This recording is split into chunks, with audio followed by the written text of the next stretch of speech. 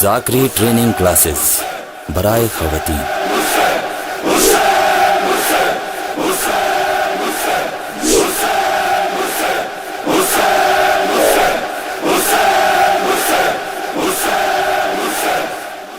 اعوذ باللہ من الشیطان الرجیم، بسم اللہ الرحمن الرحیم، الحمد للہ رب العالمین، خالق السماوات والارضین، باعث الانبیاء والمرسلین،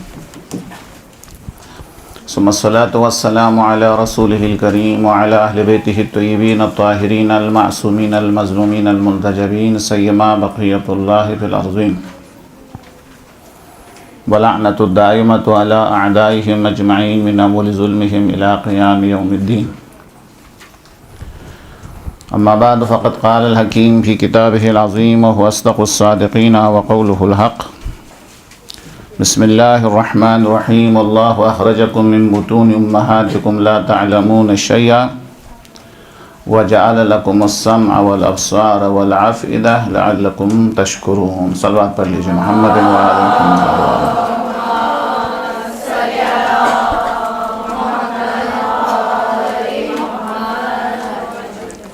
ہمارا آج کا جو درس ہے اس کا جو موضوع ہے وہ تو آپ کو پتہ ہے، کیا ہے ہمارا موضوع؟ پہلے سننے والوں کے آداب۔ ابھی دیکھتے ہیں کہ سننے والے ان کے اندر ادب ہے یا نہیں ہے۔ خود سورہ مبارکہ یہ نحل کی آیت نمبر ہے 78، جس کی تلاوت کا شرف حاصل ہوا۔ ظاہری ترجمہ ہے، مفہومی ترجمہ واللہ اخرجکم من بطون امہاتکم، اللہ نے تمہیں شکم مادر سے باہر نکالا، لا تعلمون شیئا، تمہیں کچھ بھی پتہ نہیں تھا۔ پھر اللہ کا احسان یہ ہوا کہ وجعل لکم السمع، اللہ تبارک و تعالیٰ نے سننے کی طاقت دی، جو ہمارا موضوع ہے،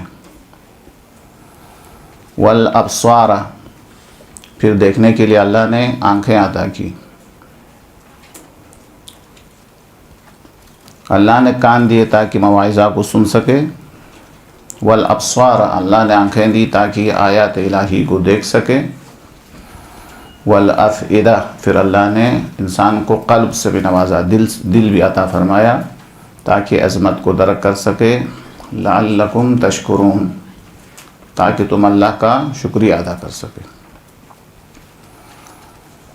پوری آیت دیکھنے کی ضرورت نہیں ہے، وہ دو بات میں آپ لکھ لیں، صرف حوالہ کافی۔ سورہ نحل آیت نمبر 78، دوسری آیت جو سب کو یاد ہے، وَإِذَا قُرِئَ الْقُرْآنُ فَاسْتَمِعُوا لَهُ، جب تمہارے سامنے قرآن پڑھا جائے تو غور سے سنو، وَأَنصِتُوا، خاموش ہو جاؤ، لَعَلَّكُمْ تُرْحَمُونَ، شاید تمہارے اوپر رحمت نازل ہو۔ یہ قرآن کی آیات کے حوالے سے کہ ان دونوں آیات کے اندر وہ بہت ساری آیتیں ہیں کہ اللہ تبارک و تعالیٰ نے سننے کو، اللہ تبارک و تعالیٰ نے نعمت کے طور پر اللہ نے عطا فرمایا ہے، ذکر فرمایا ہے۔ اور پھر اس کے بعد میں حدیث آپ کے سامنے سنانے سے پہلے قوت سماعت کے بارے میں آپ کے سامنے بیان کروں۔ ظاہر ہے کہ جب بچہ دنیا میں آتا ہے تو وہ کسی قسم کا علم لے کے نہیں آتا ہے، خالی النفس ہوتا ہے۔ اس کے بعد پھر وہ دیکھتا ہے اور سنتا ہے، اور دوسرے حواس خمسہ کے ذریعے اپنے اندر علم کو جمع کرنا شروع کرتا ہے۔ بالکل صحیح کہ اللہ تبارک و تعالیٰ نے ہمیں کان دیے ہیں تاکہ ہم سنیں اور اپنے علم میں اضافہ کریں، اور اللہ تبارک و تعالیٰ نے ہمیں آنکھیں دی ہے تاکہ ہم دیکھیں اور اپنے معلومات میں اضافہ کریں، اور دوسرے حواس خمسہ بھی ہے۔ اس میں سے جو باریک جو لفظ ہے جس کو بیان کرنا ضروری ہے کہ اللہ تبارک و تعالیٰ جس کی وجہ سے شاید یہ قوت سماعت کو خاص طور پر نعمت کے طور پر ذکر فرما رہا ہے، اگرچہ بولنے کی طاقت بھی عظیم ہے، لیکن یاد رکھیے کہ بول وہی سکتا ہے جس نے پہلے سنا ہوا سنا۔ پہلے بچہ جو ہے الفاظ کو سنتا ہے، سننے کے بعد وہ الفاظ کو ذہن کے اندر جمع کرتا ہے، جمع کرنے کے بعد وہ پریکٹس کرتا ہے، پھر بولنے کی طاقت اس کے اندر آ جاتی ہے۔ صحیح ہے یا غلط ہے؟ لہٰذا جو بچہ سن نہیں سکتا ہے وہ قیامت تک بول بھی نہیں سکتا ہے۔ اگر بولنے کی طاقت ہے تو یہ در حقیقت سننے کی وجہ سے ہے۔ لہٰذا علماء ادب نے کہا ہے، اور بہت اچھا کہا ہے، یہی ایک جملہ لے کے جائے تو میں سمجھتا ہوں کافی ہے، کہ سننا ہنر ہے، بولنا مجبوری ہے۔ اصلا یعنی سننا ہنر ہے، کیا مطلب؟ سننے سے علم میں اضافہ ہوتا ہے، بولنے سے علم میں اضافہ نہیں ہوتا ہے۔ یعنی بول کے کس کے علم میں اضافہ ہو سکتا ہے؟ قوت سماعت ہے، انسان اگر سنتا ہے تو ہنر میں، علم میں اضافہ ہوگا، لیکن اگر وہ بولتا ہے تو بولنے سے علم میں اضافہ نہیں ہوتا ہے۔ سننا ہنر ہے، بولنا مجبوری ہے۔ مجبوری کس معنی میں ہے؟ کہ وہ بولنے والا یہ سمجھتا ہے کہ طرف مقابل کو یہ اس چیز کا پتہ نہیں ہے، لہٰذا وہ مجبوراً بولتا ہے۔ لیکن جو سننا ہے، وہ سننا خود ایک ہنر ہے، سننے سے انسان کے علم میں اضافہ ہوتا ہے، اور اللہ بھی یہی چاہتا ہے کہ انسان زیادہ سے زیادہ سنے، زیادہ سے زیادہ دیکھیں۔ اس لیے اللہ نے سننے کے لیے 2 کان اور دیکھنے کے لیے 2 آنکھیں دی ہے، اور بولنے کے لیے 1 زبان دی ہے۔ درست ہے؟ کیونکہ مجبوری ہے، بولنا مجبوری ہے، ضرورت کے علاوہ اس کی ضرورت نہیں ہے، لہٰذا 1 زبان۔ لیکن اللہ تبارک و تعالیٰ نے 2 کان دیے ہیں تاکہ زیادہ سے زیادہ سنے، جتنا بولنا چاہتا ہے اس سے ڈبل سنے وہ، چونکہ سننا ہنر ہے، بولنا ہنر نہیں ہے۔ اصلا یہ سمع کے بارے میں تھا۔ آپ کو معلوم ہے کہ چوتھے امام زین العابدین صلوات اللہ وسلم علیہ، اللہم صلی علی محمد وعلی محمد۔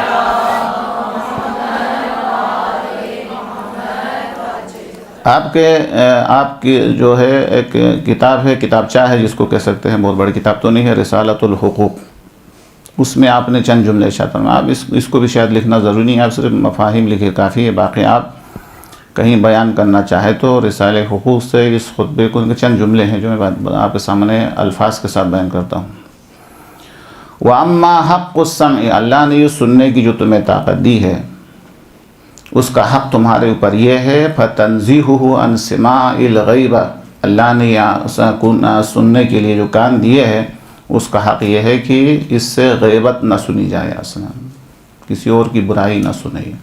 اللہ نے کسی کی برائی سننے کے لیے اللہ نے کان نہیں دیے ہیں، بلکہ اللہ تبارک و تعالیٰ نے علم و ہنر سیکھنے کے لیے، معلومات میں اضافہ کرنے کے لیے اللہ تبارک و تعالیٰ نے یہ نعمت دی ہے۔ اس کا شکر یہ ہے، اس کا حق یہ ہے کہ غیبت نہ سنے۔ وَسِمَاعِ مَا لَا يَحِلُّ سِمَاعُهُ، اور وہ چیزیں جس کا سننا حلال نہیں ہے شریعت کے اندر، جس نے کان دیے ہے اس نے منع کیا ہے جن چیزوں کو سننے کا، اور وہ چیزیں نہ سنا جائے، یہ پہلا حق ہے۔ وَتَنزِيهُهُ أَن تَجْعَلَهُ طَرِيقًا إِلَىٰ قَلْبِكَ، یعنی اور ایک حق جو کان کا ہے تمہارے اوپر وہ یہ ہے کہ تمہارا کان ایسا راستہ نہیں ہونا چاہیے جس سے تمہارے دل کے اندر ہر چیزیں جائیں، الا یہ ہے کہ ان چیزوں کے لیے اس کان کو، انسان کو جو ہے وہ باز رکھنا چاہیے، یعنی آمادہ رکھنا چاہیے کہ جس کے اندر بہترین نصیحت کی باتیں موجود ہو، جو فی قلبی کا خیراً، تمہارے دل کے اندر کوئی اچھی بات پہنچا دے، او تکسب بہ خلقا کریما، یا ایسی باتیں سنیں جن کی وجہ سے تمہارے اندر اخلاق پیدا ہو جائے، یہ حق ہے۔ اس کے علاوہ باقی چیزیں اس کان کے ذریعے تمہارے اندر جانے سے اس کو بچایا جائے۔ غیبت نہ سنیں، یعنی ہے جو حرام ہے ان چیزوں کو نہ سنیں، وہ آواز جو سننا حرام ہے وہ نہ سنیں، اور ہر چیز کو اس کان کے ذریعے باطن کے اندر جانے سے روک لے، صرف وہی چیزیں دل کی طرف جانے کی جو ہے اجازت دے، ان کو جانے دے جس بات کے اندر تمہارے لیے کوئی خیر کی بات ہو، یا جس کی وجہ سے اخلاق کریمہ میں اضافہ ہوتا ہو۔ فَإِنَّهُ بَابُ الْكَلَامِ إِلَى الْقَلْبِ، چونکہ یہ جو 2 کان ہے یہ کلام کا دروازہ ہے، کہ کلام جو ہے اسی کان سے گزر کے تمہارے دل کے اندر پہنچ جاتا ہے، اور انہی الفاظ کے ذریعے معنی تمہارے اندر پہنچ جاتے ہیں، اس معنی کے اندر ہو سکتا ہے تمہارے لیے خیر ہو سکتا ہے تمہارے لیے شر ہو، ولا قوت الا باللہ ہو۔ یہ میں نے تبرکاً آپ کے سامنے آداب سے پہلے آپ کے سامنے ایک حدیث اور اس کے علاوہ جو ہے قرآن کریم کی 2 آیت کا جو ہے بیان کیا، اس کی تلاوت کا میں نے شرف حاصل کیا آپ کے سامنے۔ ایک بلند آواز سے ایک صلوات پڑھ لیجیے، محمد و علی محمد۔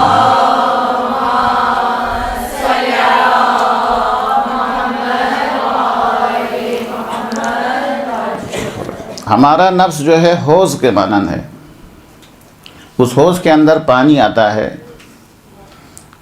نل کے ذریعے، بالکل اسی طریقے سے ہمارے نفس کے اندر، ہماری عقل کے اندر معلومات اس کے اندر جمع ہو جاتی ہے۔ کس کے ذریعے؟ کان کے ذریعے، آنکھوں کے ذریعے، باقی حواس خمسہ کے ذریعے۔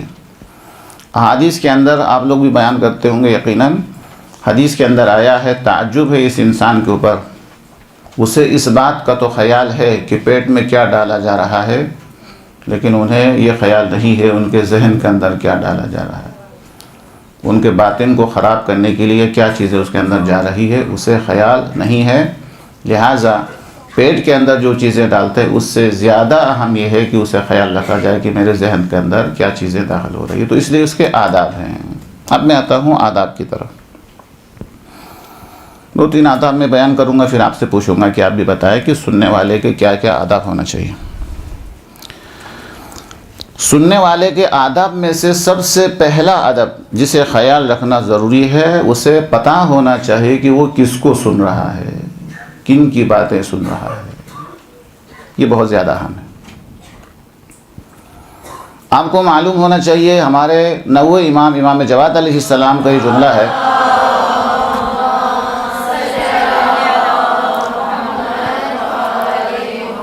من اصغى الى متکلم فقط عبد۔ اگر کوئی شخص کسی بولنے والے کو سن رہا ہوتا ہے تو یہ سننا اس کی بندگی کرنے کے برابر ہے، عبادت کے برابر ہے، گویا کہ وہ اس کی بندگی کر رہے ہیں۔ اب یہ دیکھیے، جس طریقے سے کسی تحریر کو پڑھنے کے لیے پوری توجہ کا ہونا ضروری ہے، توجہ کے بغیر وہ نہیں پڑھ سکتا ہے، بالکل اسی طریقے سے جب تک پوری توجہ نہ ہو وہ سن بھی نہیں سکتا ہے۔ سننے کے لیے پوری توجہ کی ضرورت ہے، یعنی اس کے پورے اعضاء و جوارح متوجہ ہو جاتے ہیں، یعنی اس باقی کام سے متوجہ ہو چھوڑ کے، توجہ کو چھوڑ کے جب سننا شروع کریں گے تو وہ پھر سن سکتا ہے، وہ سمجھ سکتا ہے۔ تو امام فرماتے ہیں کہ اگر کسی متکلم کو غور سے سنتا ہے، من اصغى الى متکلم فقط عبد، اگر کسی متکلم کو بات کرنے والے کو سن رہا ہے تو یہ سننے والے کی بندگی ہے، اس کی اطاعت کر رہے ہیں ہم۔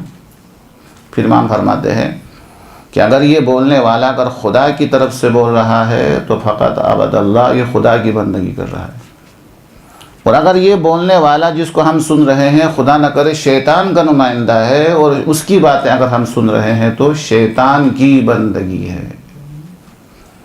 تو اس سے کیا نتیجہ خاص ہوتا ہے؟ ہمیں معلوم ہونا چاہیے کہ ہم کس کو سن رہے ہیں، یہ جو سنانے آئے ہیں یا جس کو ہم سننا چاہتے ہیں وہ کس کی کا نمائندہ ہے، کس کی طرف سے بولنے آیا ہے۔ لہٰذا مجالس کے حوالے سے بھی معلوم ہونا چاہیے کہ جس کو ہم مجلس پڑھنے کے لیے بلا رہے ہیں وہ کس کا نمائندہ ہے۔ اگر وہ اللہ کا نمائندہ ہے، انبیاء کا نمائندہ ہے، اللہ کا نمائندہ ہے، اللہ کی طرف سے بول رہا ہے، یا اللہ کی بندگی ہے۔ لیکن اگر وہ سامراج کا ایجنٹ ہے، وہ کسی اور مقصد کے لیے کام کر رہا ہے، اسے اسلام کی کوئی فکر نہیں ہے، اسلام سے زیادہ اپنی عظمت دکھانے کی اسے فکر ہے کہ میں کتنا بڑا علامہ ہوں، ظاہر ہے کہ یہ اللہ کی بندگی نہیں ہے۔ سب سے پہلا ادب یہ ہے کہ سننے سے پہلے جو بیان کرنے کے لیے آیا ہے، جو مقرر ہے، جو معلم ہے، جس کی آواز کو ہم سننے کے لیے آئے ہیں، اس کی عظمت کا خیال ضروری ہے۔ میں جملہ معترضہ آپ کے سامنے بیان کروں۔ قرآن کریم کے آداب کے اندر ایک ادب کیا ہے؟ ترقی ہے۔ جب قرآن پڑھے تو کبھی پہلے تصور کرنا چاہیے کہ میں اپنے استاد سے سن رہا ہوں، چند دن کے بعد اسے یہ تصور کرنا چاہیے اب استاد بیچ سے ہٹ گیا کہ میں خدا کے رسول سے سن رہا ہوں، پھر اسے یہ خیال آنا چاہیے کہ میں جبرائیل امین سے قرآن سن رہا ہوں، پھر اسے خیال آنا چاہیے کہ ڈائریکٹ خدا سے سن رہا ہوں۔ یہ کلام، یہ ترقی ہے۔ اصل متکلم کو بیچ میں لانے سے کلام کی عظمت میں کیا ہوتا ہے؟ اضافہ ہوتا ہے، ظاہر ہے۔ یا اگر قرآن پڑھ رہا ہے اس وقت اس کو یہ خیال کرنا چاہیے، ایک دفعہ یہ خیال کرنا چاہیے کہ میں استاد کے سامنے سنا رہا ہوں، پھر اسے خیال آنا چاہیے کہ میں اللہ کے رسول کو قرآن سنا رہا ہوں، پھر اسے خیال آنا چاہیے کہ جبرائیل کے سامنے تلاوت کر رہا ہوں، پھر اسے خیال آنا چاہیے جس کی کتاب ہے اس کو میں قرآن سنا رہا ہوں، اس کی کتاب اس کو پڑھ کے سنا رہا ہوں۔ تو اس میں کیا ہوگا؟ متکلم چینج ہونے سے، متکلم تبدیل ہونے سے، باعظمت ہونے سے قرآن کی تلاوت کے اندر کیا ہوتا ہے؟ ہاں، اس کی عظمت میں اضافہ ہوتا ہے، لطافت میں اضافہ ہوتا ہے، شرافت و کرامت میں اضافہ ہوتا ہے، انسان کے نفس پر اثر کرنے میں اثر انداز ہے یہ۔ لہٰذا ہمیں یہ دیکھنا ہے کہ معلم جو ہے، جو ہمارا ٹیچر ہے، جو ہمیں سنانے کے لیے آیا ہے، اس کا کردار سامنے رکھنا ضروری ہے۔ وہ خود کہاں سے پڑھا ہوا ہے، کہاں سے یہ علم حاصل کر رہا ہے، اسے دیکھنا ضروری ہے۔ سننے والے چاہے نہ تعلیمی میدان ہو، چاہے مجالس کا میدان ہو، آداب میں سے پہلا ادب، ذمہ داری میں سے پہلی ذمہ داری ہم سننے والے کی، ہم بانی مجلس کی یہ ہے کہ جو پڑھنے والا ہے وہ کیا ہو؟ اگر خدا کا نمائندہ ہے تو پھر اللہ تبارک و تعالیٰ کی بندگی ہے، اجر و ثواب مل سکتا ہے۔ ورنہ اگر آپ کو پتہ ہے عزاداری کے حوالے سے ممبر کے اوپر کیسے کیسے لوگ آئے ہیں، کیا کیا باتیں سناتے ہیں، اسلام کی عظمت کے بجائے اپنی عظمت سنانے کی کوشش کرتا ہے۔ یہ امام حسین علیہ السلام کے ممبر کے ساتھ خیانت بھی ہے کہ بانی مجلس نے مجلس کو اس لیے منعقد کیا ہے تاکہ قرآن کا بیان ہو، امام حسین کی عظمت کا بیان ہو۔ یہ ایسی تقریریں کرتے ہیں جس کے اندر اپنی زیادہ شہرت ہو، اپنی زیادہ تعریف ہو اور اپنے بارے میں لوگ اچھا سمجھیں۔ تو سب سے اہم مسئلہ کیا ہوا؟ معلم کے بارے میں۔ اب معلم کے شرائط تو میں نہیں بیان کر سکتا، یہ دیکھنا چاہیے۔ بس ایک واقعہ سناتا ہوں تاکہ انسان جو ہے اس شرط کے بارے میں تھوڑا سا حساس ہو جائے۔ وہ یہ ہے کہ ایک عالم دین کے بارے میں کہا جاتا ہے کہ وہ صرف با اخلاق آدمی سے ملاقات کرتے تھے، یعنی بد اخلاق سے نہیں ملتے تھے۔ اب آہستہ آہستہ چوکیدار کو بھی پتہ چل جاتا تھا کہ یہ آیت اللہ کس سے ملاقات کریں گے، کس سے ملاقات نہیں کریں گے۔ تو ایک دفعہ ایک شخص آیا تو چوکیدار نے اس عالم کا چہرہ دیکھا اور کہا کہ فارسی میں کہا کہ نہیں، آپ نہیں مل سکتے ہیں، شما اخلاق نہ داری، آپ میں اخلاق نہیں ہے۔ حاجی آقا با اخلاق لوگوں سے ملتے ہیں، آپ میں اخلاق نظر نہیں آتے، آپ ملاقات نہیں کر سکتے۔ اس کو غصہ ہے، ناراض ہو گیا اپنے اندر، اور اس نے سوچا کہ میں تو علم اخلاق کا سب سے بڑا ٹیچر ہوں۔ واپس چلا گیا اور علم اخلاق کا ٹیچر تو تھا ہی، کئی جلدوں کی کتاب بھی لکھ کے لائے۔ چند سال کے بعد دوبارہ آیا، مجھے حاجی آغا سے ملنا ہے۔ چوکیدار نے چہرہ دیکھ کے کہا نہیں، آپ نہیں مل سکتے ہیں کہ شما اخلاق نداری، آپ کے اندر اخلاق نہیں ہے۔ تو اس نے کہا میں علم اخلاق کا استاد ہوں، میں علم اخلاق کی کتاب کا مصنف ہوں۔ تو وہ چوکیدار اس سے کہتا ہے کہ میں کب کہہ رہا ہوں کہ تمہیں علم اخلاق نہیں آتا ہے؟ علم اخلاق کا جاننا الگ ہے، کردار میں علم اخلاق ہونا الگ چیز ہے۔ تو لہٰذا معلم کے بارے میں دیکھنا ہے وہ صرف علم اخلاق کا درس دیتا ہے یا اس کے اندر بھی کوئی اخلاق ہے۔ یہ ہنر کے بارے میں صرف بیان کرتا ہے تو یا واقعاً کوئی ہنر ہے۔ تو سب سے پہلا معلم کا خیال رکھنا ضروری ہے۔ آدھا گھنٹہ ویسے میں ضائع کر کے آیا ہوں، ابھی ٹائم بہت کم رہ گیا، تو یہ پہلی شرط ہے۔ سننے والوں کی دوسری ذمہ داری یہ ہے کہ جب ہم نے اس کو استاد سمجھ کے سننا شروع کیا، ہم نے اسے معلم بنایا، ہم نے اس کو استاد سمجھا، تو جب استاد سمجھا ہے، دیکھ بھال کے جب استاد کو انتخاب کرتا ہے، دیکھ بھال کے مقرر کو انتخاب کرتا ہے، تو پھر ہماری ذمہ داری یہ ہے اس کو باپ سے زیادہ احترام دیا جائے۔ باپ سے زیادہ والد کا احترام ہے، قرآن نے بیان کیا ہے۔ استاد کا احترام، پڑھنے والے کا احترام، سننے والوں کی ذمہ داری ہے، چاہے سننے والا شاگرد ہو یا مجلسیں سننے والا ہو، جو بھی زیر منبر ہے اس کو چاہیے کہ جیسا والد کا احترام کرتا ہے اس سے زیادہ اس کا احترام کرے۔ سکندر کا واقعہ ہے، وہ اپنے والد سے زیادہ ٹیچر کا احترام کرتا تھا۔ لوگوں نے پوچھا وہ والد ہے، یہ استاد ہے، اس کا زیادہ احترام؟ تو وہ وجہ یہ بیان کرتے تھے میرے والد میرے صرف جسم کی تربیت کرنے والا ہے، میرے استاد میری دنیا و آخرت دونوں کی تربیت کرنے والا ہے۔ یہ سکندر سے بھی مروی ہے۔ اور اس سے بھی بڑی بات سید رضی کے حوالے سے کہ سید رضی تحفہ قبول نہیں کرتے تھے کسی کا۔ ایک دن ان کے استاد محترم نے ایک بہترین مکان بنا کے سید رضی کو دیا، کہا آپ جا کے وہاں جا کے رہائش اختیار کیجئے۔ انہوں نے استاد سے بھی معذرت کر لی، کہا نہیں، میں چونکہ کسی کا ہدیہ کسی کا احسان اپنے اوپر نہیں لیتا، میں کسی سے ہدیہ قبول نہیں کرتا، کسی کا احسان نہیں رہنا چاہتا ہوں میں، حتیٰ میں والدین بھی کچھ دیا تو اس وقت بھی منع کرتا ہوں، ہم کے والدین ہیں کہ میں والدین کو بھی بہت سے تحفے کے اندر والدین کو بھی منع کر چکا ہوں، مجھے ایک مکان قبول نہیں ہے، یہ مکان میرے لیے منظور نہیں ہے، چونکہ ہدیہ قبول کرنے سے انسان احسان کے اندر آ جاتا ہے۔ ظاہر ہے کہ احسان کرنے سے انسان کیا بنتا ہے؟ غلام بنتا ہے۔ مولا کا فرمان، تعجب ہے ان انسانوں پر جو پیسہ دے کر غلام کو آزاد کرتے ہیں۔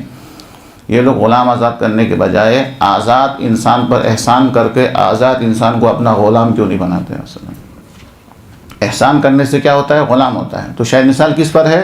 باپ سے زیادہ استاد کا احترام ہے۔ تو سید رضی نے کہا کہ میں اپنے والدین سے تحفہ نہیں لیتا ہوں، تو کم سے کم میرے اوپر احسان ہو۔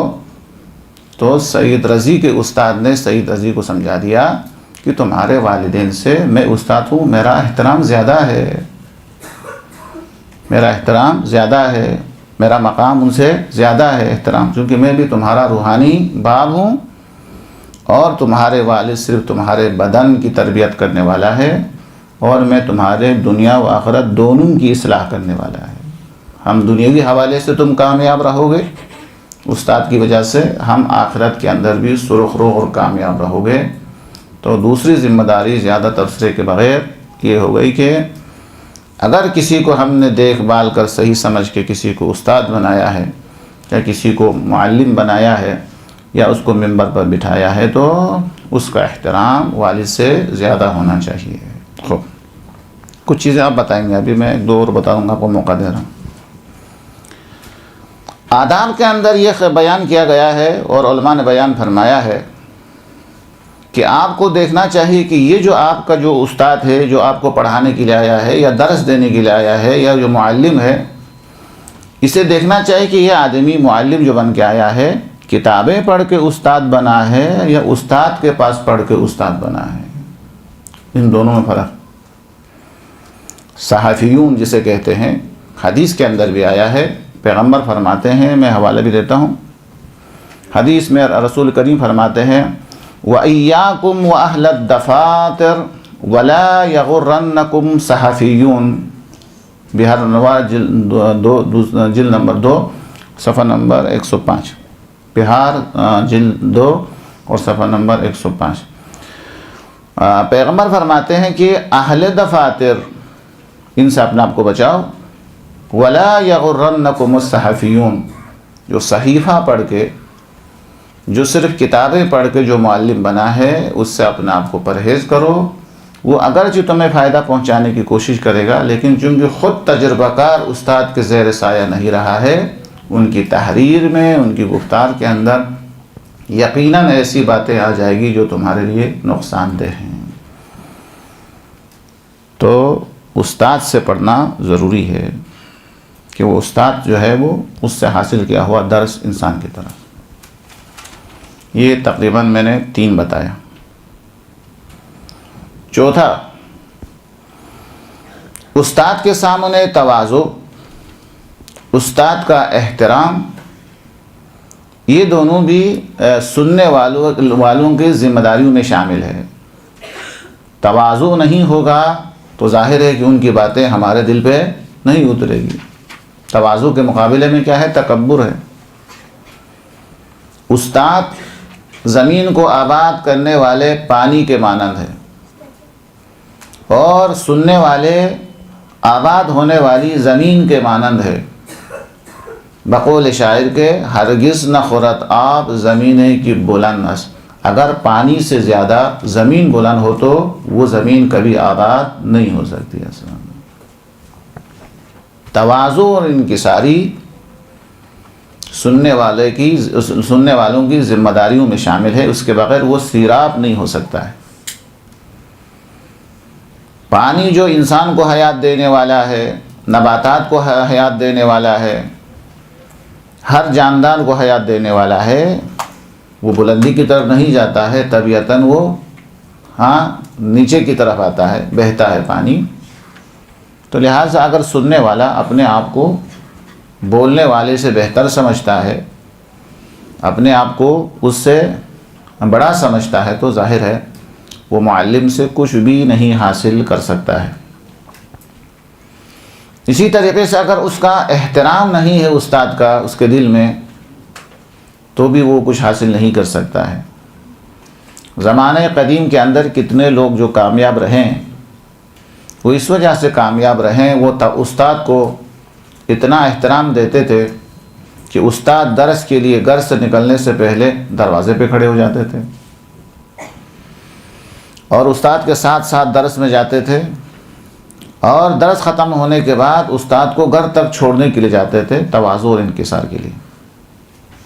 اور اس سے بھی زیادہ شاید لوگوں کے تعجب والی بات ہو کہ کتنے کامیاب افراد ایسے ہیں کہ وہ لوگ اس لیے کامیاب ہوئے کہ وہ درس کو اتنی اہمیت دیتے تھے کہ جس طریقے سے ایک اچھا کام کرنے کے لیے ہم صدقہ نکالتے ہیں، وہ ہر درس سے پہلے صدقہ نکالتے تھے تاکہ اس درس کا احترام اس کے دل کے اندر بیٹھ جائے۔ تو ظاہر ہے اتنا تواضع اور اتنا احترام، اتنی عزت اگر ہو تو اللہ تبارک و تعالیٰ بھی اس احترام کی وجہ سے، اس تواضع کی وجہ سے اس ایسے شخص کو، ایسے سننے والے کو اللہ تبارک و تعالیٰ سیراب فرماتا ہے۔ اصل یہ غالباً چوتھا ہو گیا۔ پانچویں آداب میں سے ایک ادب یہ ہے کہ اگر ہم سامعین ہیں، سننے والا ہے، تو استاد کے سامنے اپنا چہرہ بھی ایسا رکھے جیسا کہ درس کا شوق رکھتا ہے، اپنا لباس سے بھی اندازہ ہو جائے کہ یہ آدمی علم دوز ہیں، اور دل بھی جو ہے وہ، اور ذہن بھی، اور آنکھیں بھی، اور کان بھی، سب کے سب متوجہ ہونا چاہیے کس کی طرف؟ استاد کی طرف۔ اصلا اس سے کیا ہوگا؟ ظاہر ہے کہ پڑھنے والا استاد ہوشیار ہوگا، اسے پتہ چلے گا کہ میرا درس کا یہ لوگ احترام کرتے ہیں، اور اس کو غور سے سنتے ہیں، اور اس پر یہ عمل کرنے کی کوشش کرتے ہیں۔ تو سننے والوں کی ذمہ داریوں میں اہم ایک ذمہ داری یہ ہے کہ پڑھنے والے استاد کو ظاہر بھی کرے، یعنی ایک ہوتا ہے اندر سے احترام، ایک ہوتا ہے احترام کو ظاہر کرنا، شوق کو ظاہر کرنا۔ جیسے عدالت کے بارے میں کہا جاتا ہے، عدالت معاشرے میں ہونا کافی نہیں ہے، عدالت نظر بھی آنی چاہیے۔ تو عدالت ہونا الگ چیز ہے، اور عدالت کا معاشرے کے اندر ظاہر ہونا ایک الگ چیز ہے۔ مقام ثبوت الگ ہے، مقام اثبات الگ ہے۔ انسانوں میں سے ہم میں سے بہت سارے ایسے ہیں کہ حقیقت میں کچھ اور ہے لیکن نظر کچھ اور آتے ہیں۔ لیکن بہرحال مقام اظہار کا بھی ایک خاص ایک اثر ہے، خاص ایک اہمیت ہے۔ لہٰذا ہمارا چہرہ میں جو سننے والے ہیں، ان کا چہرہ، ان کا لباس، ان کا قلب، اس سے یہ ظاہر ہونا چاہیے کہ وہ علم سے محبت کرنے والا ہے، علم کا شوق رکھنے والا ہے۔ اچھا، پھر شوق کے حوالے سے بھی تھوڑا سا قصہ آپ کے سامنے اشارہ کروں، تفصیلات تو آپ کو نہیں بتاؤں۔ جناب موسیٰ علیہ السلام صاحب شریعت نبی ہے، صاحب شریعت ہے۔ ایک دن آپ کے دل کے اندر ایک معمولی خیال آیا، زبان سے شاید نہیں فرمایا تھا، کہ مجھ سے بڑا عالم کون ہو سکتا ہے کہ اللہ تبارک و تعالیٰ مجھ سے ہم کلام ہوتا ہے۔ جیسا ہی یہ خیال آیا تو اللہ تبارک و تعالیٰ نے سفر کرنے کا حکم دیا کہ موسیٰ سفر پہ نکل گئے۔ اس کے بعد ایک عبد صالح سے، جس کا حضرت خضر کہا گیا ہے، ان سے ملاقات ہوئی، اور حضرت موسیٰ علیہ السلام نے یہ خواہش ظاہر کی کہ میں آپ کے ساتھ ہو سکتا ہوں۔ تو حضرت خضر علیہ السلام نے ارشاد فرمایا، ایک شرط ہے، وہ شرط کیا ہے؟ کیا ہے بتائیں، آپ لوگ بھی کچھ بتائیں۔ سوال نہ کرنا، نہ پوچھنا، درست ہے؟ اور اس کے بعد فرمایا، یہ اصل نقطہ یہاں پہ جس کے لیے میں نے قصہ سنایا، اصل نقطہ یہاں پہ انہوں نے کہہ دیا کہ تم صبر ہی کس طرح کر سکتے ہیں جس چیز کا تمہیں کچھ پتہ ہی نہیں ہے۔ یہ دھماکہ والا الفاظ تھا اصل میں۔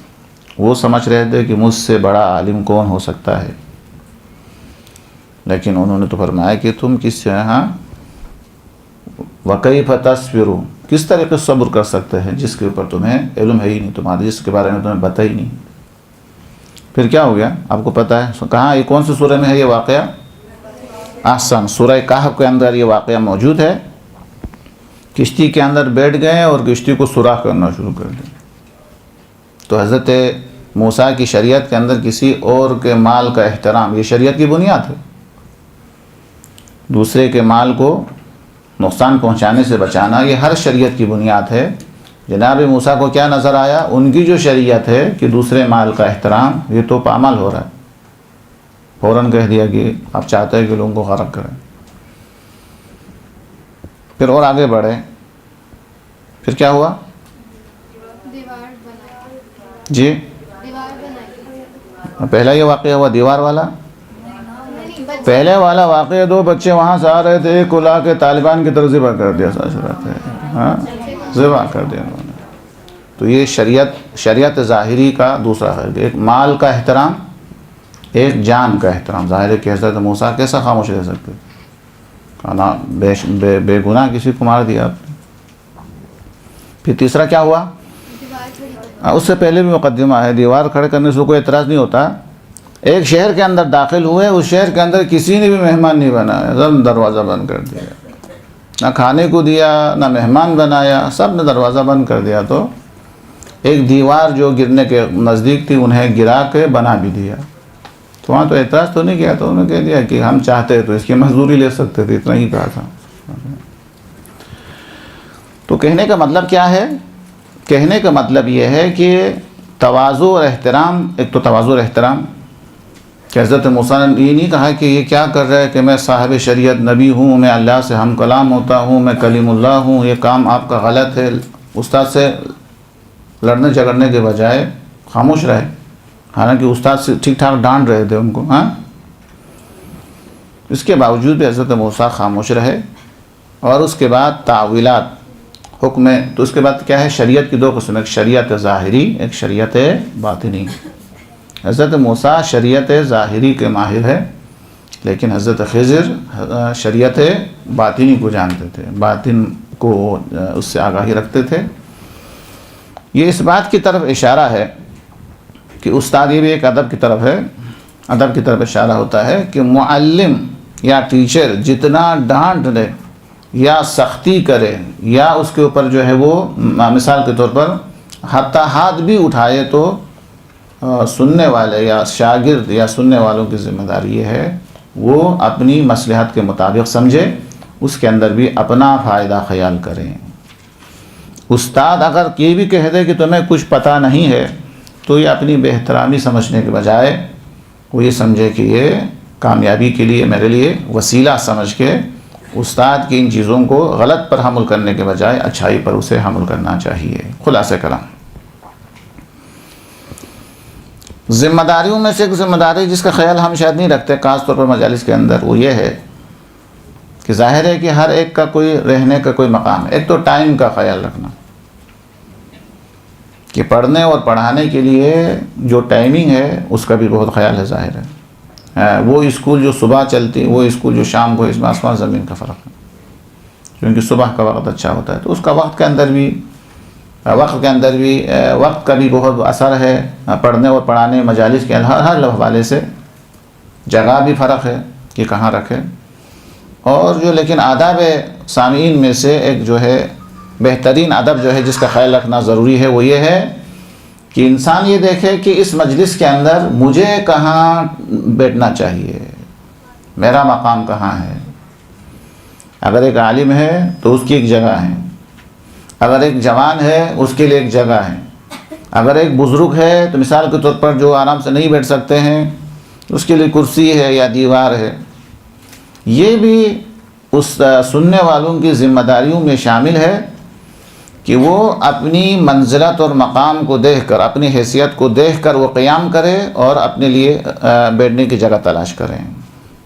اب ظاہر ہے کہ جہاں ایک بہت بزرگ کو ہونا چاہیے ٹیک لگا کے بیٹھنا دیوار سے، اگر ایک جوان جا کے بیٹھ جائیں، یہ بھی سننے والوں کے آداب کے خلاف ہے۔ یا معذور افراد کے لیے کرسی ہے، وہ جا کے وہاں بیٹھ کے بیٹھ جائیں، یا مخصوص مہمانان خصوصی کے لیے کوئی جگہ ہے، یہ بھی میں بھی سننے والا ہوں کہ خود بھی جا کے وہاں بیٹھ جائیں، تو یہ ظاہر ہے کہ مقام و منزلت کے خلاف ہے۔ لہٰذا اتنی باریک چیزیں ہیں یہ کہ انسان کو چاہیے کہ وہ جہاں بیٹھے تو اپنی منزلت کا خیال رکھے، مجلس کے اندر اپنے مقام کا خیال رکھے، استاد سے اتنا دور بھی نہ ہو کہ دور سمجھا جائے، استاد سے اتنا قریب بھی نہ ہو کہ وہ بیان کرنا یا استاد اپنی توہین سمجھنے لگے۔ ہر چیز کے اندر اعتدال، عدل، خلاصہ کلام، یہ بھی ذمہ داری میں شامل ہے، شاید اس کو بیان کرنا آپ ضروری نہ سمجھیں۔ اور کیا ضروری ہے؟ چلو میں ایک اور بتاتا ہوں، اس کے بعد پھر آپ جو ہے وہ کچھ بیان کریں۔ ان شرائط میں سے، ان آداب میں سے جو سننے والے کے لیے ضروری ہے وہ یہ ہے کہ مجلس سنتے وقت یا درس کے اندر موجود ہو تو تسبیح سے کھیلنا، موبائل سے کھیلنا، یا دائیں بائیں دیکھتے رہنا، یا کسی اور سے باتیں کرنا، یہ تمام کے تمام چیزیں وہ ہے جو آداب مجلس کے بھی خلاف ہے، اور پڑھنے والے کو جب ان چیزوں کے بارے میں پتہ چل جاتا ہے تو اس کا شوق ختم ہوتا ہے، اس کا جو جذبہ ہے اس کے اندر کمی آ جاتی ہے۔ خلاصہ کلام سننے والے کے لیے ضروری ہے کہ وہ اب سنتے ہیں تو پوری توجہ کے ساتھ وہ سنیں، ایسی حرکت سرزد نہیں ہونی چاہیے جس سے استاد یعنی پڑھانے والے کی توجہ اس کی طرف چلی جائے، یا اس کے ساتھ میں جو آدمی بیٹھا ہوا ہے وہ اس کی طرف متوجہ ہونے لگے، یا پورے مجمع کو جو ہے، یا ایسی آوازیں نکالنا کہ جس سے استاد کے پڑھائی کے اندر، پڑھانے کے اندر دخل ہو، یا خواہ دائیں بائیں دیکھتے رہنا، یہ تمام کے تمام چیزیں وہ ہے جس کا مجلس کے اندر خیال رکھنا بہت بہت زیادہ ضروری ہے۔ اب خود اندازہ کیجئے کہ ابھی خاص طور پر مجالس کے حوالے سے اتنے انسان توجہ کا فاقد ہوتے ہیں۔ ایک عالم دین کا جملہ تھا، وہ مثال دے کر سمجھاتے ہیں، جس طریقے سے زمانے قدیم کے اندر وہ ایک انگریز کی ایک ٹوپی ہوتی تھی، وہ مجلس میں آتے وقت وہ گھر پہ رکھ کے آتے تھے، اسی طریقے سے بہت سارے مومنین جو ہے مجلس میں آتے وقت اپنی عقل کو گھر پہ چھوڑ کے آتے ہیں، بالکل جو بھی کہنا ہے وہ سننا ہے اس سے، اور اس کے بعد کچھ کرنا نہیں۔ اس سے بھی تعجب کی بات یہ ہے کہ اس کا میں خود ہی گواہ ہوں کہ ایک مجلس کے اندر یعنی اس مجلس میں تو خود میں بھی نہیں تھا کہ وہ اللہ کے ناموں میں سے جبروت کا معنی بتا چکے تھے کہ جبروت کسے کہتے ہیں، جبروت کا معنی کیا ہے، ترجمہ کیا ہے، مفہوم کیا ہے۔ دوسرے دن وہ تاکہ وہ مجلس کو ادامہ دے سکے، انہوں نے مجمع سے سوال کیا کہ میں آپ سے سوال کر رہا ہوں، پوچھ رہا ہوں، کل آپ میں سے اکثر موجود تھے، اب بتائیے کل کے مجلس کے اندر میں نے جبروت کا جو معنی بتایا تھا وہ کیا ہے؟ یا آپ یقین کریں ایک نے بھی نہیں بتایا۔ تو ظاہر ہے کہ یہ بہت ہی زیادہ سننے والے کے اوپر ظلم ہے۔ پڑھنے والا کئی گھنٹہ تیاری کر کے آتا ہے، آپ خود اندازہ رحمانی صاحب نے لکھا ہوگا تو ایک کتاب سے تو نہیں لکھی، تو اس کے لیے محنت کر کے، آپ خود بھی ماشاءاللہ آپ لوگ بھی پڑھنے والے، آپ لوگوں کو بھی پتہ ہے کہ تیاری، اگر تیاری کر کے پڑھنا، اگر منہ میں جو آتا ہے وہ بولنا ہے، اس کے لیے تو ماشاءاللہ ذمہ داری کے ساتھ اگر پڑھنا ہے تو اس کے لیے تیاری کی ضرورت ہے۔ بانی مجلس نے اس مجلس کے انعقاد کے لیے کتنی زحمتیں اٹھائی، کتنا خرچ کرتا ہے۔ ایک گھر کے اندر اگر کوئی مجلس رکھنا چاہتے ہیں تو پورا خاندان مل کے انتظام کرنا پڑتا ہے، تب جا کے ایک مجلس منعقد ہوتی ہے۔ ہم پڑھنے والے کو یہ احساس ہونا چاہیے کہ یہ جو مجمع سامنے بیٹھا ہوا یہ جانور نہیں ہے، بھیڑ بکر نہیں ہے، اگرچہ یہ چیزیں بھی ہیں جو میں بیان کر رہا ہوں، اور ایک چیزیں آپ کو لطیفہ لگیں لیکن حقیقت ہے کہ عالم نے خود سنایا کہ وہ کہتے تھے کہ میں شروع میں جب مجلس پڑھتا تھا تو ظاہر ہے کہ الفاظ خیانت کر جاتا تھا، حالانکہ وہ اہل زبان تھے۔ وہ کہتا ہے کہ میں نے گھبراہٹ کے اندر جو ہے وہ دعا کے اندر منبر سے یہ پڑھا کہ خدایا ہم نے جتنے گناہ کیے ہیں ہمارے سارے گناہ کو قبول فرما، بولا سب نے آمین یا جتنے ہم نے گناہ کیے ہیں وہ سارے گناہ قبول فرما، بولا سب نے آمین کہہ دیتے۔ تو خیر پڑھنے والے نے زبانی غلطی کی، لیکن شاید مثال یہ ہے کہ سننے والے کو تو پتہ چل نہیں کہ اس کے اوپر آمین کہنا ہے۔ تو سننے والے کے لیے ضروری ہے کہ وہ احساس کر، پڑھنے والے کے لیے ذمہ داری ہے کہ ان چیزوں کا احساس کریں۔ اسی طریقے سے ایصال ثواب کی مجلس ہے، اب وہ بانی مجلس نے ایصال ثواب کی مجلس منعقد کی ہے تاکہ پڑھنے والے کے اندر کوئی اخلاص ہو، وہ مرحوم تک پہنچے، یا سننے والے اخلاص کے ساتھ آ جائے، ان کا اخلاص مرحوم تک پہنچے۔ اس مقصد کے لیے وہ مجلس منعقد کرتے ہیں۔ اب آنے والے کو بھی کوئی احساس نہیں کہ میں کوئی درس سننے آیا ہوں، بس صرف چہرہ دکھانے کے لیے آیا ہوں۔ پڑھنے والے کو کوئی احساس نہیں ہے بھائی یہ مسئلہ کوئی زندے کے ساتھ نہیں ہے، ایک ایسے شخص کے ساتھ ہے جو قبر کے اندر ہے، وہ بیچارے دیکھ رہے ہیں، ایک ایک خیرات کے لیے وہ ترس رہا ہے، کتنا مجبور ہے بیچارے، اس کے باوجود بھی اس کو احساس نہ ہو کہ میں کیا پڑھ رہا ہوں، کیا میرے کلام سے ان کو کوئی فائدہ پہنچ رہا ہے نہیں پہنچ رہا ہے۔ اسی طریقے سے سامعین کو بھی احساس نہ ہو، اس نے ایصال ثواب کے مجلس منعقد کی ہے تو اسی لیے ہے کہ مرحوم کو کوئی کچھ پہنچے۔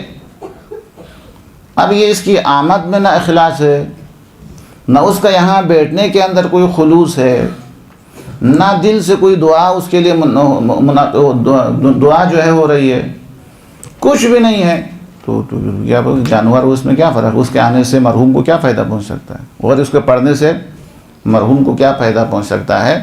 مرحوم کو اس وقت فائدہ پہنچ سکتا ہے کہ جب منبر سے پڑھنے والا کچھ پڑھنے کے بعد یہ نہ دیکھے کہ لوگوں کو پسند آیا نہیں آیا، یہ دیکھے کہ خدا کو پسند آیا یا نہیں آیا۔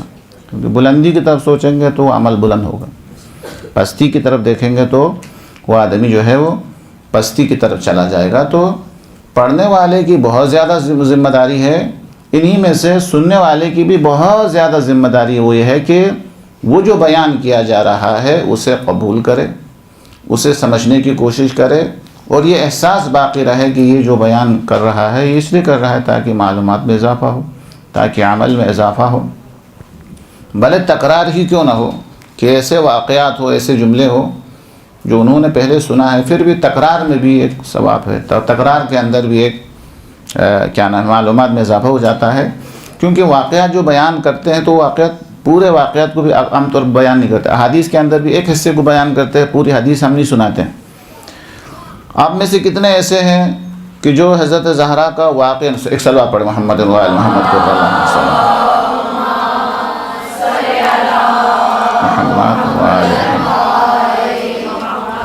یہ تو اب ممکن ہے کہ اس خطبے سے آپ نے ایک حصہ پڑھا ہوگا یا دو حصہ پڑھا ہوگا، لیکن اگر اس خطبے کو پورا پڑھیں تو پھر اس کے بعد پتہ چل جاتا ہے کہ اس کے اندر کیا ہے۔ اسی طریقے سے ابھی بی بی کے ایام ہے، ثانیہ زہرا کے خطبہ جو دربار میں ہے اور بازار کوفہ میں ہے، دربار یزید میں ہے، کتنے افراد ہیں کہ جو منبر کے اوپر سالوں سے مجلس پڑھ رہے ہیں، اس کے باوجود بھی اس نے خود مطالعہ کیا ہو پورے خطبے کا یا اس منظر کا کہ اس منظر میں بی بی نے خطبہ دے دیا السلام۔ تو ان چیزوں کا خیال رکھنا بہت زیادہ ضروری ہے کہ توجہ سے سنیں اور ایسی حرکتیں نہ کرے جس سے پڑھنے والے کے شوق کے اندر کمی آ جائے۔ توجہ شرط ہے، توجہ سے سننا ضروری ہے اور اخلاص کے ساتھ سننا ضروری ہے، اور عبادت سمجھ کے، میں نے پہلے حدیث سنا دی کہ سننا عبادت کے برابر ہے، اور اس کو یہ احساس ہونا چاہیے اگر میرے معلومات میں اضافہ نہ بھی ہو جائے تب بھی خدا کی خاطر سن رہا ہوں، اس کو سننا کلام خدا کو سننے کے برابر ہے، اللہ تبارک و تعالیٰ کو سننے کے برابر سمجھ کے اسے اہمیت دینا، توجہ دینا، اور اہمیت کے ساتھ جو ہے وہ سننا ضروری ہے۔ اب اسی کی ضمن کے اندر آپ سے پوچھنے سے پہلے آپ کے سامنے بیان کروں، چل اس کو بات بیان کرتا ہوں، اگر آپ کے ذہن کے اندر اس کے علاوہ کوئی ذمہ داری ہو سکتی ہے تو ایک دو آپ بھی بیان کریں ماشاءاللہ، کہ آپ لوگ خود بھی اہل منبر ہے، میں تو ناچیز ہوں، میرے پاس تو اتنا زیادہ، بتائیے آپ ان میں سے کچھ آپ کے ذہن کے اندر ہو جو اس بیان کے اندر نہیں آیا ہو، کچھ تو اور بیان کرنے والا ہوں میں۔ اور کیا ہونا چاہیے، سننے والے کی کیا ذمہ داری ہونی چاہیے؟ جی کوئی ذمہ داری نہیں ہونی چاہیے، ٹھیک ہے، اچھی بات ہے جی۔ اخلاص ہونا چاہیے تو بتا دیا، توجہ ہونی چاہیے، ہاں جی جی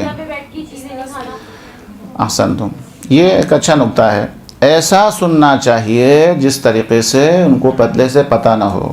یہ میں بتانے والا بھی نہیں تھا، لیکن بہرحال آپ نے چھیڑ لیا تو اس کو بھی بتا دوں.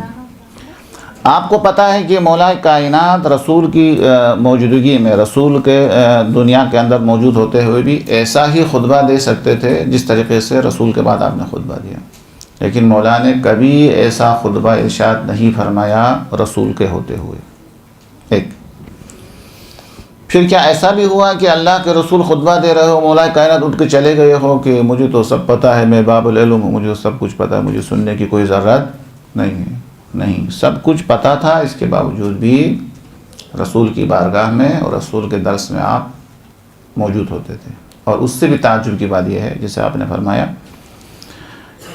کہ اللہ کے رسول خطبہ دیتے تھے، علی کو پہلے سے سب کچھ معلوم تھا، اس کے باوجود بھی علی اس طریقے سے سر ہلاتے تھے جیسا کہ علی کو پتہ ہی نہ ہو، پہلی دفعہ پتہ چلے. اصل یہ کیا ہے؟ احترام. وہ احترام کے زمرے میں آتا ہے اصل میں، احترام معلم کا احترام ہے نا، اس طریقے سے پیش آنا جیسا کہ مجھے کچھ پہلے سے پتہ نہ ہو، یہ احترام ہے استاد میں شامل.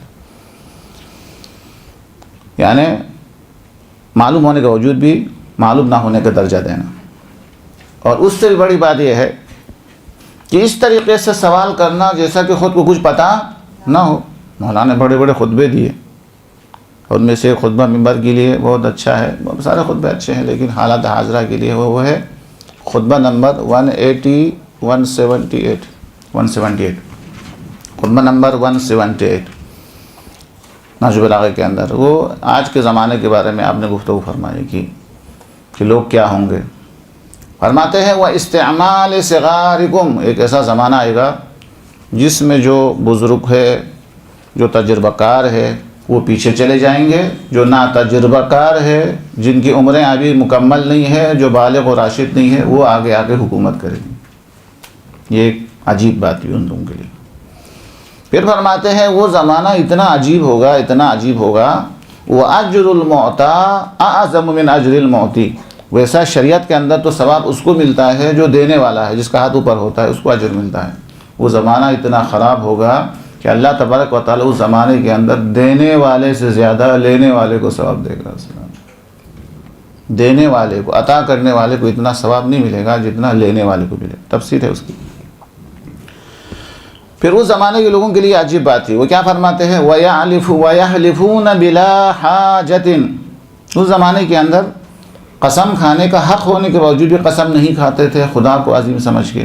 وہ زمانہ ایسا زمانہ آئے گا کہ قسم کھانے کی کوئی ضرورت نہیں ہے، ایڈوانس میں قسم کھاتے چلے جائیں. خام قسم، اس نے بھی نہیں کہا ہے، وہ بھی نہیں چاہتے قسمیں کھائے. وَيَكْذِبُونَ بِلَا عُذْرٍ، ویسے تو عذر ہو تو بھی انسان کو جھوٹ نہیں بولنا چاہیے. وہ زمانہ ایسا خراب ہوگا کہ کوئی عذر نہیں ہے، کوئی ضرورت نہیں ہے، پھر بھی جھوٹ بولے جائیں گے اس میں. اچھا، وہ جو خطرناک جملہ ہے وہ یہاں ہے وَيَسْكُرُونَ بِلَا شَرَابٍ، اس زمانے کے لوگ شراب پیتے تھے تو مست ہو جاتا تھا، جب مست ہوتا تو سارے گناہ کر لیتے تھے. امام نے فرمایا وہ ایسا خطرناک زمانہ آئے گا کہ وہ شراب تو نہیں پئیں گے لیکن شرابی سے زیادہ مست ہوں گے. کہا وہ کس میں؟ بالنعمت والنعیم، عہدے کے اندر، نعمتوں کے اندر، دنیا کی نعمتوں کے اندر اس طریقے سے مست ہو جائیں گے جیسا شرابی مست نہیں ہوتا اتنا. شراب پینے والا شراب پینے کے چند گھنٹے کے بعد دوبارہ ہوش میں آ جاتا ہے، اور جو انسان اپنی نعمتوں کے اندر مست ہو جائے تو وہ ظاہر ہے کہ اس کی مستی کبھی ختم نہیں ہوتی ہے. تو عرض یہ کر رہا تھا کہ مولا کو یہ سب دیکھیں، اس زمانے کی باتیں تک پتہ ہے کہ یہ زمانہ جو ابھی اس زمانے میں ہے اس کے بارے میں بتانے والے علی جب رسول کے خطبے سنتے تھے ممبر سے تو اس طریقے سے ہلتے تھے جیسا پہلی دفعہ پتہ چلا ہو، بلکہ بعض مقامات پر جاننے کے باوجود سوال کرتے تھے، پوچھتے تھے کہ جب فرمایا یا علی اسی ماہ مبارک رمضان کے اندر، ماہ رمضان کا خطبہ جو استقبال، ماہ رمضان میں رسول کا خطبہ ہے کہ اس کے اندر جو ہے آپ کی جو ہے ریش مبارک کو آپ کے خون سے تر کیا جائے گا، کہ آپ کو شہید کیا جائے گا. تو آپ نے کیا فرمایا کہ یا رسول اللہ کیا اس وقت میں حق پر ہوگا، یا حالانکہ پتہ ہے حق پہ ہونے کے بارے میں، تو یہ میں حق پر ہوں یا نہیں رہوں گا یا نہیں رہوں گا، یہ سب کے سب سوالات ہیں. یہ سب کے سب احترام معلم میں ہے، ٹیچر کے احترام میں، کہ تاکہ لوگوں کو پتہ چلے کہ استاد کا کتنا احترام ہے. تجھے پتہ ہونے کے باوجود بھی کچھ سوالات کرے تاکہ استاد کا احترام ہو جائے. اپنے شوق کا پتہ چل جائے، اپنے ذوق کے بارے میں انسان کو اظہار کر سکے جیسے کہ. تو یہ بھی ضروری ہے انسان کے اندر کہ انسان جو ہے وہ متوجہ رہے. متوجہ ہونے کے علاوہ انسان جو ہے جاننے کے باوجود بھی اپنے آپ کو نہ جاننے کا درجہ دے دے اور اس کو سننا شروع کرے. ظاہر ہے کہ ہر آدمی سے جب سنتے ہیں تو معلومات میں اضافہ ہی ہوتا ہے. ٹھیک ہے، یہ بھی اچھا نکتہ تھا جو ذمہ داری میں شامل ہے. اور کیا ذمہ داری ہو سکتی ہے؟ جی ہاں، اس کے اندر آ گیا نا کہ بے جا حرکت نہ کرے، بےہودہ آوازیں نہ نکالے، دائیں بائیں نہ دیکھے، موبائل کے ساتھ نہ کھیلے، گیم وغیرہ کھیلے. اوپر سے ممبر سے مجلس پڑھ رہا ہے، وہ نیچے گیم کھیل رہا ہے. یہ نہیں ایسا ہونا چاہیے. ہاں، لباس کا بھی خیال رکھے کہ مجلس کے اندر ایک ایسا لباس پہن کے داخل ہوا کہ سب کی توجہ اس کی طرف چلی جائے. تو یہ سب آداب مجلس کے خلاف ہے. ذمہ داری میں شامل ہے کہ ان چیزوں کا انسان خیال رکھے اور پرہیزگاری اختیار کرے. اور کیا ہے؟ مجلس سننے کے بعد ذمہ داریوں میں شامل یہ ہے کہ پہلے عمل کرے، اس کے بعد والا خود ہی بیان کرے. بیان کرنے کے علاوہ، عمل کرنے کے علاوہ لوگوں کو بیان بھی کرے. ہاں جی ہاں، یہ آسان، یہ بھی وہ بہت اہم نکات میں سے ہیں کہ عمل کی کوشش کرے. وہ تمام باتیں اس صورت میں انسان کو ثمر ملتا ہے، فائدہ ہوتا ہے کہ جب انسان عمل کرتا ہے. جس طریقے سے اگر ڈاکٹر سے، طبیب سے، اور اگر ہم نسخہ لے کے لے آئیں اور وہ نسخے کو یاد کرے، زبانی یاد کرے، سمجھے اور دوائی کے بارے میں تحقیق، لیکن دوائی نہ کھائے تو ظاہر ہے کہ اس کا علاج نہیں ہوتا ہے. جی آسان. تو یہ ہے کہ اس کے لیے ضروری ہے کہ انسان ان آداب کا خیال رکھے اور عمل کرے. اور اس کے علاوہ جس کا بیان کرنا ضروری تھا اور آپ نے اشارہ بھی کیا، آداب میں سے ایک ادب ذمہ داریوں میں سے ایک ذمہ داری یہ ہے کہ جو چیزیں ہمیں پتہ ہے پہلے عمل کرے، پھر عمل کرنے کے علاوہ وہ عمل دوسروں تک پہنچا دے. اصلاً یہ ہماری ذمہ داریوں میں شامل ہے. کہ غدیر کے میدان میں کیا فرمایا کہ جو حاضر ہے وہ غائب تک پہنچا دے، اپنے بعد آنے والی نسلوں تک پہنچا دے. پیغام ایک کے بعد دوسرے تک پہنچانا بھی ہماری ذمہ داری میں شامل ہے. سننے والے کی ذمہ داری یہ ہے، سب سے پہلے ذمہ داری کیا ہو گئی کہ وہ پہلے سنے توجہ سے. دوسرا مرحلہ کیا ہوا کہ اگر قرآن کی آیات وغیرہ ہے، اگر احادیث وغیرہ ہے تو اسے صحیح طریقے سے پوری طرح حفظ کرے، اس کو یاد رکھے. اور تیسرا مرحلہ یہ ہوا کہ عمل کرے. اور چوتھا مرحلہ یہ ہوا کہ وہ پیغام دوسروں تک پہنچا دے. اور اللہ تبارک و تعالیٰ نے استاد سے سنے ہوئے جملے کو دوسرے تک پہنچانے کے بارے میں تاکید کرتے ہوئے ارشاد فرمایا ہے کہ اگر کوئی شخص کسی کے لیے اچھا کام کے بارے میں بتا دے اور دوسرا آدمی اگر وہ عمل کرے تو جتنا عمل کرنے والے کو ثواب ملے گا، اتنا اس عمل کو دکھانے والے کو بھی اتنا ہی اجر اور ثواب اللہ تبارک و تعالیٰ عطا فرمائے گا. اتنا بہت ہے بہترین، آسانی سے حاصل کرنے والا ثواب اور اجر ہے. آپ نے کسی کو آمادہ کیا کہ آپ اس موضوع پہ کتاب لکھیں، اور آپ کے کہنے سے اس نے بہت بڑی کتاب لکھی. اب وہ کتاب لکھنے والے نے اتنی محنت کے بعد وہ ثواب لے لیا، اور آپ نے صرف مشورہ دینے کی وجہ سے وہ سارا ثواب آپ نے حاصل کر لیا. اس کے ثواب میں کمی کیے بغیر، ہاں نہیں تو اس کو حسرت نہ ہو جائے. اس کے ثواب میں کوئی کمی نہیں ہوتی، اتنا ہی برابر اللہ تبارک و تعالیٰ اس شخص کو بھی ثواب عطا فرماتا ہے. اسی طریقے سے اگر کسی جگہ کوئی اچھی بات یا کوئی قرآن کریم کا کوئی مطلب یا احادیث کا کوئی پیغام جب انسان کو مل جاتا ہے تو انسان کی ذمہ داری میں، سننے والے کی ذمہ داری میں یہ شامل ہے اس پیغام کو دوسروں تک بھی کیا کرے، پہنچا دے، دوسروں کو پہنچا دے، تاکہ دوسرے لوگ بھی اس سے استفادہ حاصل کرے، دوسرا بھی اس کے رہنمائی حاصل کرے. اور کیا ہونا چاہیے؟ جی عملاً حجاب ہو، لباس ہو، یہ تمام چیزیں اس کے اندر ہونی چاہیے. خوب. جو سب سے زیادہ میں اہم سمجھتا ہوں وہ یہ ہے کہ ممبر سے جو مجلس سننے کے بعد، جسے میں تجربے کی روشنی کے اندر بہت سمجھتا ہوں، وہ یہ ہے کہ پڑھنے والے کو یہ احساس دلانا بھی، البتہ وہ اشاروں سے، لطافت سے، دشمنی کے بغیر، تذلیل کے بغیر اسے یہ احساس دلانا چاہیے کہ ہم آپ کی تقریر سمجھتے ہیں، ہم جانور نہیں ہیں، ہاں آپ نے کوئی تیاری نہیں فرمائی ہے، آپ نے ہمارا وقت ضائع کیا ہے۔ ایسا اگر مجلس کے اندر سننے والوں میں سے اگر ایک آدمی بھی، ہر مسجد کے اندر اگر ایک آدمی بھی ایسا ہو جو پڑھنے والے خطیب کے بارے میں یہ خیال رکھتا ہو کہ یہ ہمارا ٹائم ضائع کر رہا ہے، یا واقعاً وہ ہمیں فائدہ پہنچانے کی فکر میں ہے، تیاری کر کے آیا ہے، یا بغیر تیاری کے ہمیں جو ہے ہمارا وقت ضائع کر رہا ہے،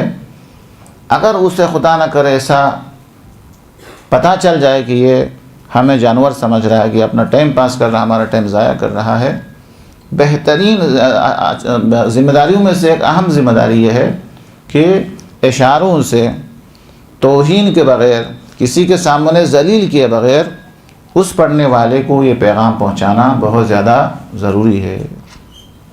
اور مجھے تعجب ہوتا ہے بہت ہی نام رکھنے والے افراد، ان کے بارے میں پوچھا کہ پچھلے سال کی مجلس آپ کے پاس موجود ہے ریکارڈنگ؟ تو انہوں نے کہا جواب دیا کہ ہم ان کی تقریر جو ہے ریکارڈ نہیں کرتے ہیں، چونکہ ہر سال ان کی تقریر ریپیٹ ہوتی ہے۔ درست ہے۔ تو اس طریقے سے ریپیٹ کسی حد تک تو صحیح ہے، جیسا کہ آپ نے یہاں ایک مجلس پڑھی، سننے والا الگ ہے، اور کسی دوسری جگہ ڈیفینس میں جا کے پڑھی، آپ نے کسی اور جگہ پڑھا جہاں پہ سننے والے مختلف ہے، تو وہ تو اچھی بات ہے، اس میں کوئی حرج نہیں ہے۔ پچھلے سال بھی وہی پڑھی تھی، آئندہ سال بھی کوئی تیاری نہ کرے کہ جب امام کی شہادت کے دن آئے گا تو وہی جو پچھلے سال جو پڑھا تھا وہ تو ان کے ذہن کے اندر نہیں ہوگا۔ وہ سامعین اپنی ذمہ داری کا احساس نہ کرنے کی وجہ سے، سننے والے کو یہ پتہ ہی نہیں چلتا کہ پچھلے سال بھی اسی مقرر نے یہ مجلس پڑھی تھی، لیکن اس کا موضوع کیا تھا، موضوع تک یاد نہیں رہتا تو مطالب کہاں یاد رہتے ہیں۔ یہی وجہ ہے کہ مجالس کے اندر وہ آثار علمی لحاظ سے، ثواب اجر کے لحاظ سے اپنی جگہ پر ہمیں وہ آثار نظر نہیں آتے جو نظر آنا چاہیے۔ وہ کیا ہے؟ 15 سال 16 سال پڑھنے کے بعد بچہ کہاں تھا اور کہاں پہنچ جاتا ہے اسکول میں،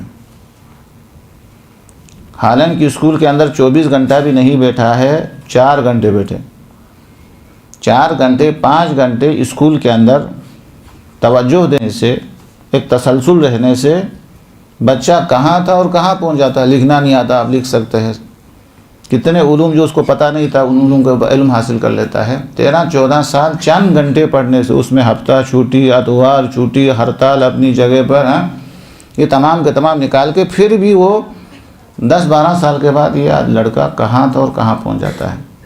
لیکن اس کے مقابلے کے اندر یہ عزاداری جو ایک عظیم درس ہے، یہ بچپنے سے مجلس کے اندر وہ شرکت کر رہا ہوتا ہے، 60-70 سال تک وہ پڑھ بھی رہا ہوتا ہے، وہ سن بھی رہا ہوتا ہے، وہ ترقی نظر نہیں آتی۔ وہیں کی وہیں ہے کہ من کن تو مولا سے تھوڑا آگے گیا تو بولتے یہ اپنی زبان میں تقریر کر رہے ہیں، سمجھ رہے بات؟ وہ سوچتا ہے کہ یہ اہل زبان نہیں ہے، اپنی زبان میں کچھ پڑھ رہا ہے، یہ درس نہیں ہے مجلس ہے۔ خود میرے ساتھ یہ واقعہ ہوا ہے کہ ایک دفعہ میں نے توحید کے اوپر مجلس پڑھی، توحید کی درس، توحید کے جو ہے وہ درس جو ہے ظاہر خشک ہوتا ہے، تو ایک بزرگ نے کہہ دیا یہ تو درس ہو گیا، مجلس دوبارہ رکھ دے، سمجھ بات؟ چونکہ منکن تو مولا سے تھوڑا آگے گیا تو پھر وہ ان کی اجنبی ہے اصلا۔ تو پھر ممبر پہ جانے والوں کی خیانت ہے یہ کہ قوم کو آگے لے جانے کی فکر نہیں کرتے ہیں، لوگ کو آگے لے جانے کا ان کی سوچ نہیں ہے۔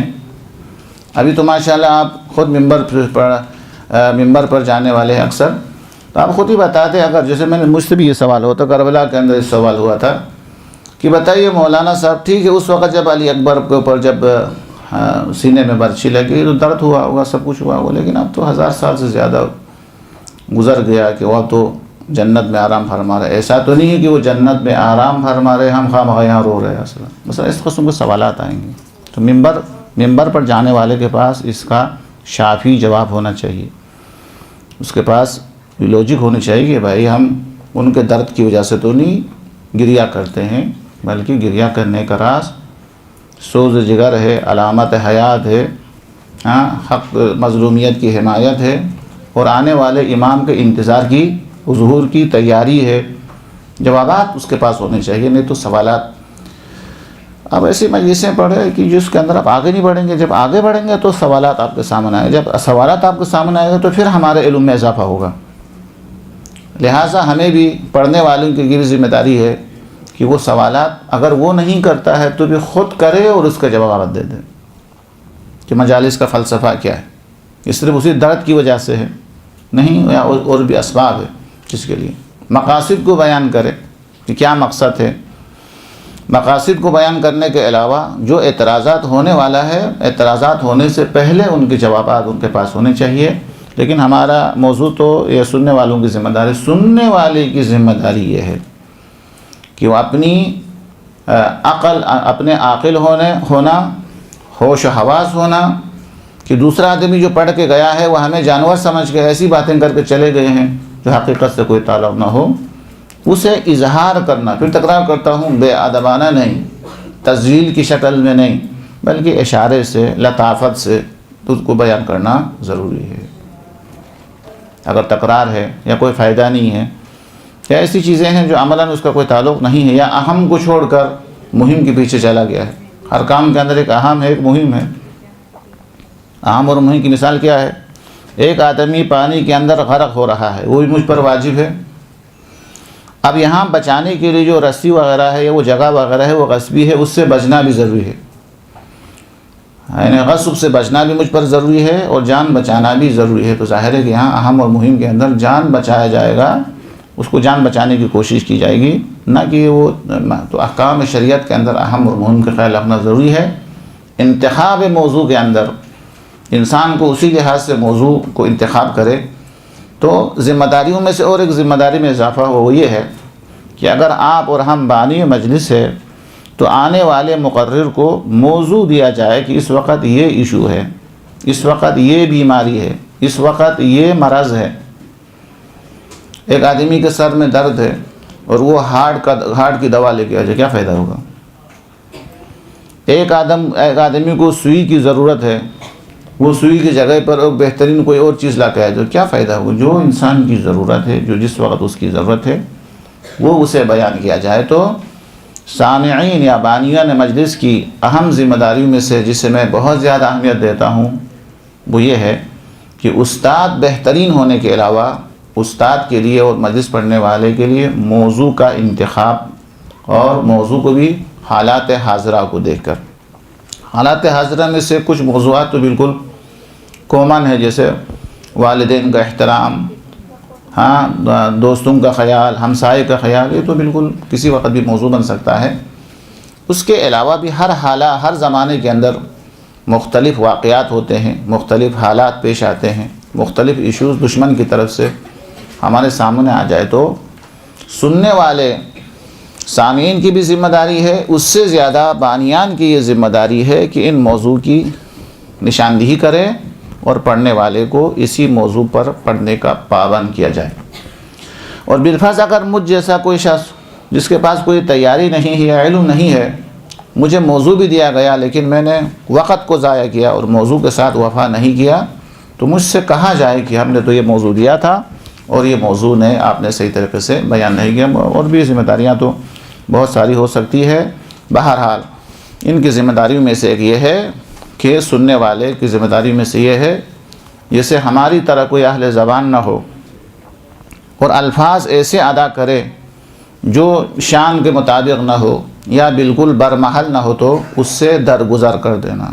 یعنی سامعین کی ذمہ داری میں سے ایک ذمہ داری یہ ہے وہ الفاظ کے پیچھے نہ جائے، الفاظ کے جو مطالب ہے اس کے پیچھے چلا جائے۔ غواص کو موتی کی طلب ہے نہ صدف کی، جو پانی کے اندر جاتا ہے اس سے وہ صدف نہیں چاہیے بلکہ صدف کے اندر جو موتی ہے وہ اس کی تلاش ہے۔ لہٰذا انسان کو بھی مجالس کے اندر بھی الفاظ کے اندر جو معانی ہے، جو مفاہیم ہے، اسے تلاش کرنا چاہیے۔ الفاظ کیسا ادا ہوا، لہجہ کیسا تھا، انداز بیان کیسا تھا، اس کے پیچھے نہیں جانا چاہیے۔ وہ علمی یا فکری دروس کا حصہ نہیں ہے، فکری دروس کے حصے کے اندر مطالب کو دیکھا جاتا ہے۔ اور بھی بہت زیادہ مطلب ذمہ داریاں بھی ہے، لیکن وہ انشاءاللہ اس کے اوپر پلس کر کے آپ سمجھیں اور لوگوں کو سمجھا دیں گے۔ اللہ سے ہماری دعا ہے کہ اللہ تبارک و تعالیٰ کو ہم سب کو علم و ادب اور عمل سب کی توفیق عطا فرما دے انشاءاللہ۔ جل جل یا مولا جل جل اللجل اللجل اللجل اللجل اللجل يا صاحب السماء اللجل اللجل